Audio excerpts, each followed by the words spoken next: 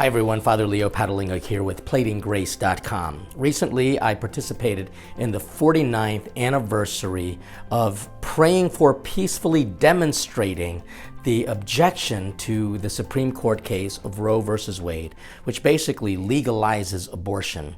And for the 22 years of my priesthood, I participated in every year March for Life, with maybe the exception of 2, possibly 3, simply because of travels. And I do this every year because I think as a Catholic priest, representing the Catholic Church, we must all stand against this horrific decision which destroys life when it is most vulnerable.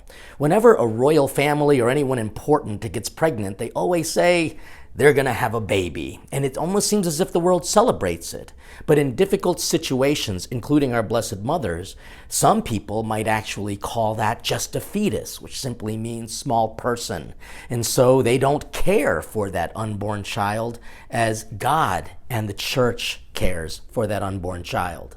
And I've noticed something over the past 22 years, that first of all, the March for Life continues to grow. And it grows not just in the numbers of people, but in the diversity of the people who come. People from different political backgrounds, different religions, even people who might identify differently, if you know what I mean. They come and they march for life because this is basic science.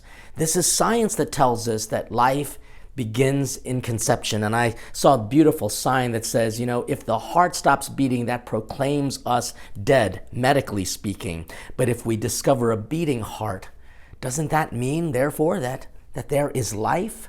And if there were just a molecule of water found on a different planet, which basically means there would be molecules in life, wouldn't we want to protect that? I'm sure the United States alone would probably spend billions of dollars to protect a cluster of cells found on a different planet. Yet, they're spending billions of dollars to a group called Planned Parenthood, which doesn't actually plan parenthood at all. It destroys it.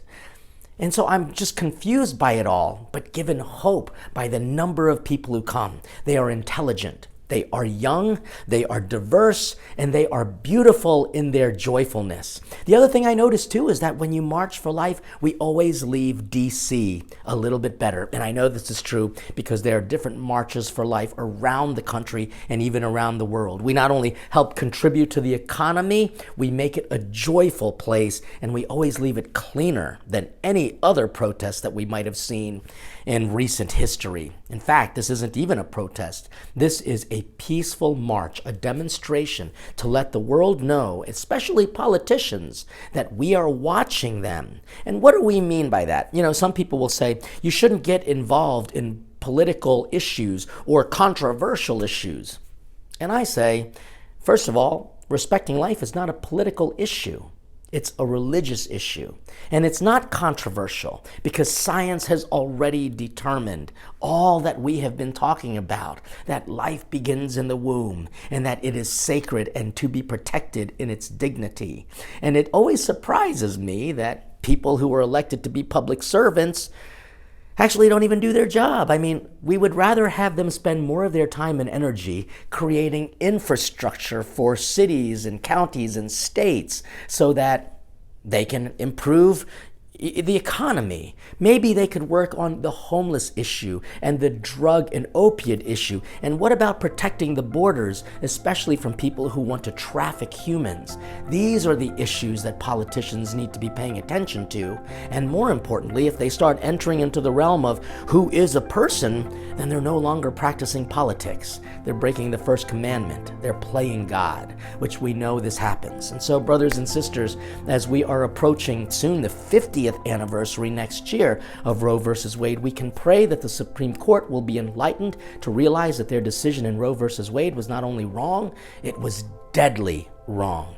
And hopefully we can become once again a nation that really promotes and respects the rights to life, liberty, and the pursuit of happiness in that order.